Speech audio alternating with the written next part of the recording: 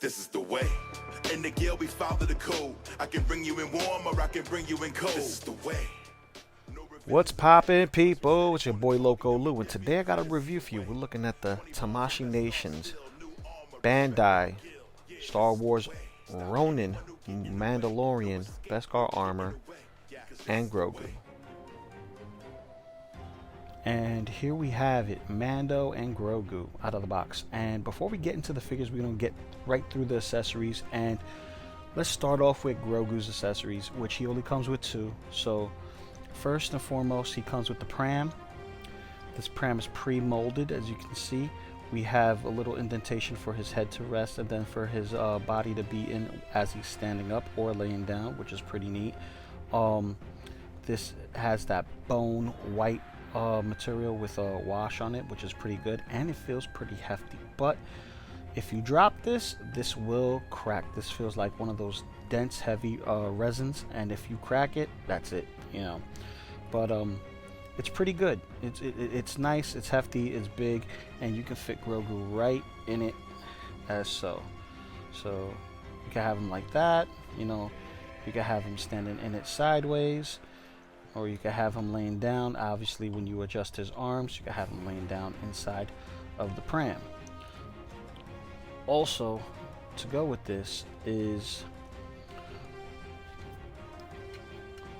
the little carriage, little pushing cart. Now, this is reminiscent of old Japan carts, just modified for the pram. Obviously, you can see there's indentations there, and you can place this hit there, rest it, and you're good to go. Yeah, this is both, you know, cute, funny.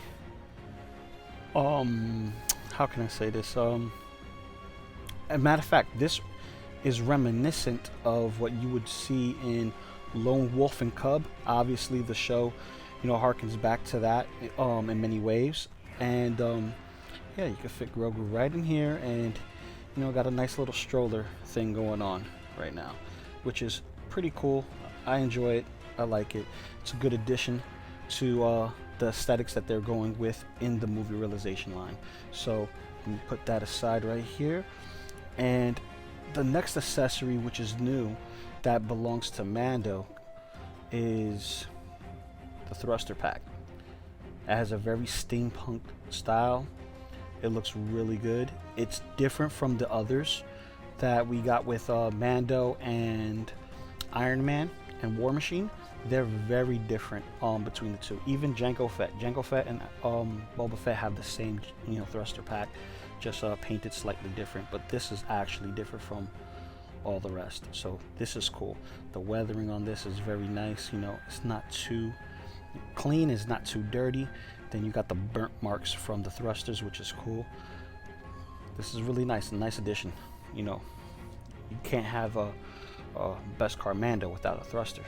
So here's the long rifle, and with the long rifle, it's the same exact thing we got with the first Mandalorian, but the difference being the color of the stock. The color of the stock is more of a brown that's similar to the boots over here, or maybe a little lighter. And this is a little more grayish, which is fine. You know, it's not a deal breaker. It's not a big deal to me, but this is a nice addition to it. And as you can see, this has a plug portion on both the jetpack and on the rifle, and you just place it on the back of Mando as such. So for the thrusters, it goes in just like that. Take that out, and for the rifle, it goes right in nice and smooth. So ooh, let me see if I can grab that out. Ooh, a nice tight fit, but you know, still able to get it out. This has a flintlock, and I believe the flintlock is movable as such, which is cool. Nice little feature. Another thing that came with the first Mandalorian is the flintlock pistol, and this is exactly the same. Also, same difference being the handle is painted like a gray brown. What's new is this katana this katana is longer than the other katana that the first Mando came with, because the one that Mando came with originally was a wakizashi. This is a traditional katana, and this comes with a black scabbard. So they didn't give us the dark saber, but I think this is kind of like accenting that dark saber kind of vibe because it's a black scabbard. But Mando not coming with a Beskar staff, or they just leave it to your imagination that this would be Beskar just like his armor, which is not far-fetched, but it's pretty cool. It goes in and out and slides right in here, and it looks awesome just like that.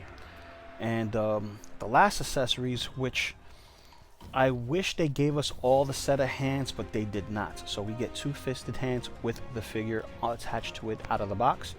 We get 2 katana wielding hands, and we get 2 pistol hands.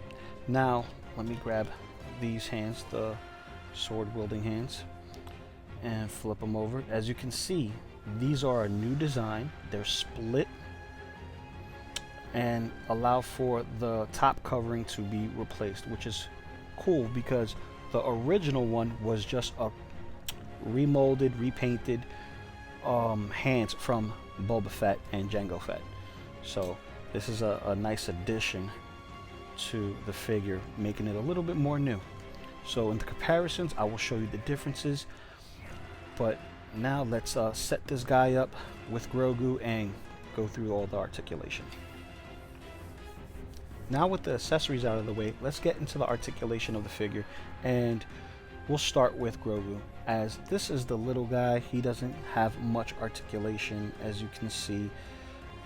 He has a ball jointed head, which gives you a little bit of tilt, a little bit of range, but because of the design of his comma, it's very wide in the flaps, and still allows you for movement. It gives you that very traditional Japanese look, but also harking back to the original design where he has a collar that goes around his neck.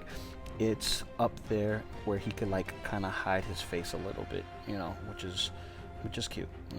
The arms go up and down, and all these are ball joints, so it functions as a hinge for the arms, but it's a small figure. What do you expect? Ball joint here, you could have side to side, front and back, and then you also got his little itty bitty bitty feet, and they're ball jointed as well. You could widen up the space, as you can see, and then close the gap right there. So this is a little cool, nice little articulation piece. And while we're on this figure, let's look at the details. For a very, very small finger, about the size of my thumb, yeah, this is a nice addition. You got a little top knot right there, just like you see in ancient Japanese cultures and samurai films and stuff like that. It's very, very nice. He has a nice little belt right there tied off to the side. See the underside with his little feet. He's still got detail underneath there, which is cool. And then you see the back of the figure with some of the folds there.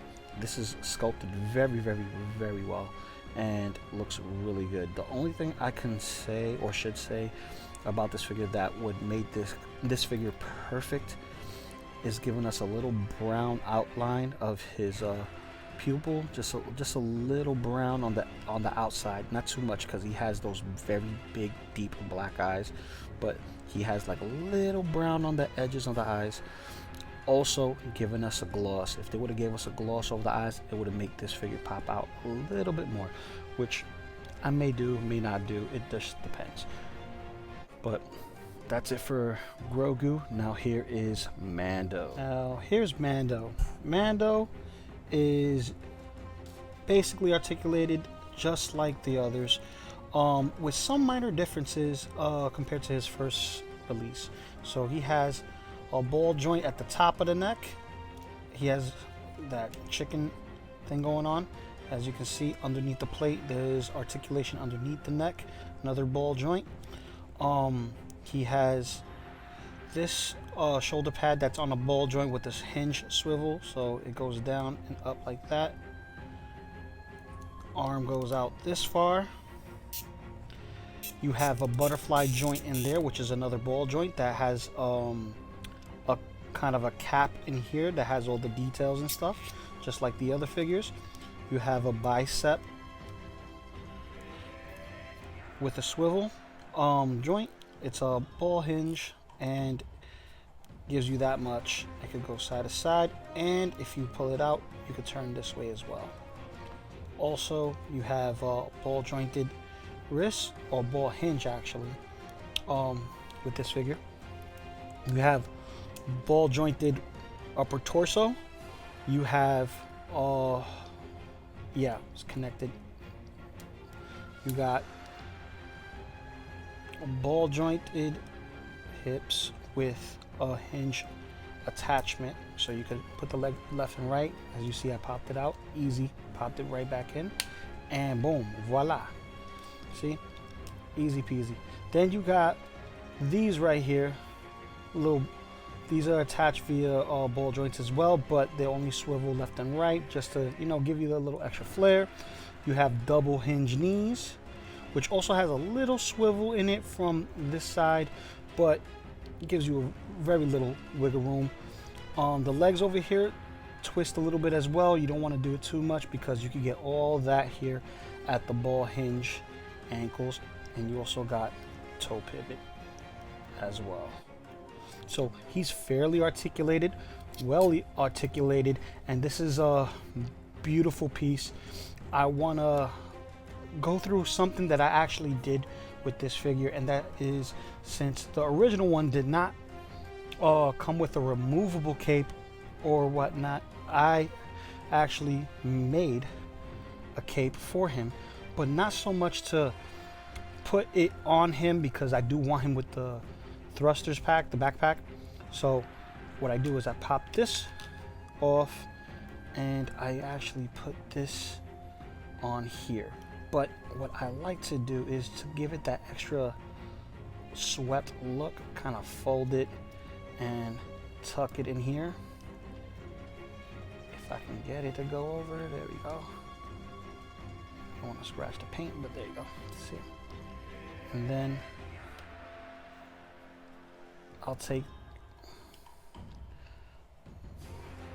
do this real quick. Put it through the peg hole right here, and then put it through this side where I actually put a little incision. Put the cap on, and it kind of like, oh, that was on me. Didn't put it on whole way. And there we go, now it's on. So as you can see, it goes right in between. It looks like it's flowing pretty good. Then I put in, here's the backpack, right on, and there you go. So gives me that that look like you see in the show. So that's, you know, something that I wanted to do, you know, just a little look.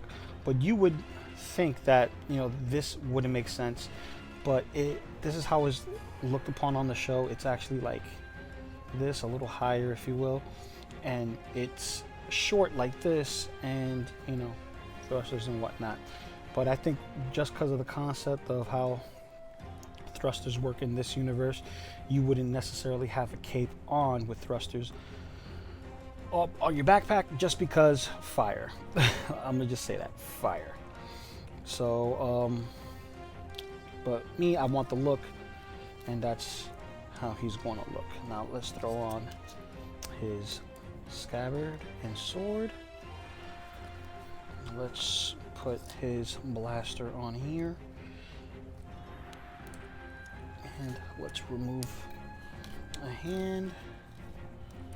And what I like to do is I like to take the hand and the rifle and just like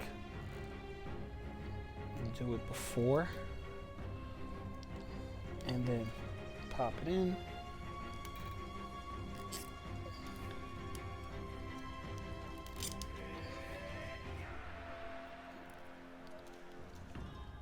and give you that look right there.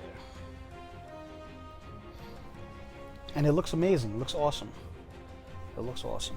So now that I got the articulation done for both Grogu and Mando, let's do some comparisons. I was going to do a separate video, but I changed my mind. Let's go with some comparisons right now. So first and foremost, let's bring out the OG Mando himself.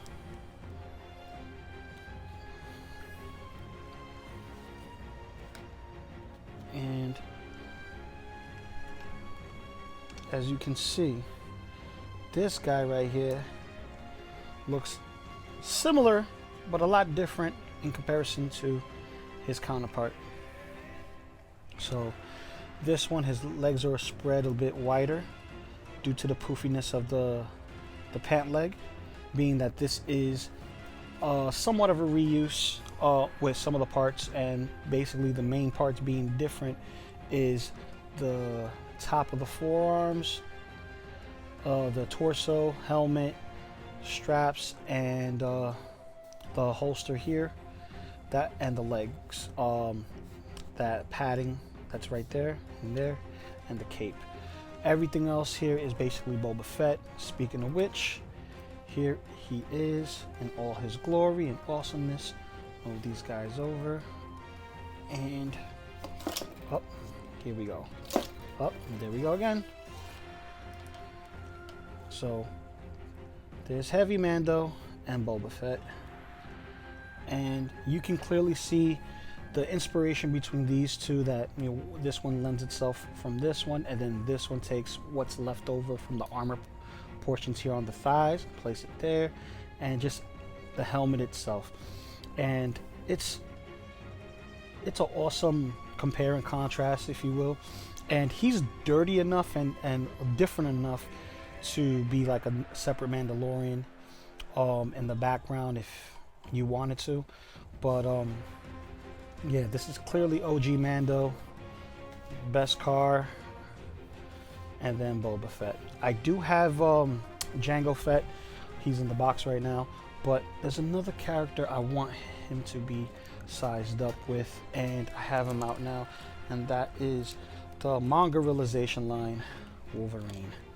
Now, yeah, this is a beautiful pairing. I like the shininess on both of these characters, so you kind of got like a Silver Samurai Wolverine thing going on, but you also get that with Captain Phasma. So, you know, depending on how, you know, your imagination goes, you do whatever you want. But this is the comparison between these specific individuals on my shelf, and yeah, man, I'm really hyped about having this guy in my collection. Final thoughts, guys. This right here is 9.5 out of 10. It could have used more hands, more accessories for Grogu, like a two or maybe even just one extra interchangeable head with his eyes closed, him using the Force. And if we got an extra head on top of that, it should be him eating a frog. But that's me being a little greedy. But I think for $140, we should have got all the various hands and not just 4 and extra head sculpts for Grogu. But all in all, great figure. Bang for your buck if you are into detail, weathering, and all that. This fits the bill. If you have other figures in the line, such as Star Wars or Marvel, it would go well as a companion piece, an opposition piece, or just overall, you know, fit in your collection of samurai figures. But with that being said, guys, it's your boy Loco Lou. Don't forget to hit the like, comment, and if you haven't subscribed already, what are you waiting for, man? Hit that subscribe button, man, and I got more for you on the next one. Peace, y'all.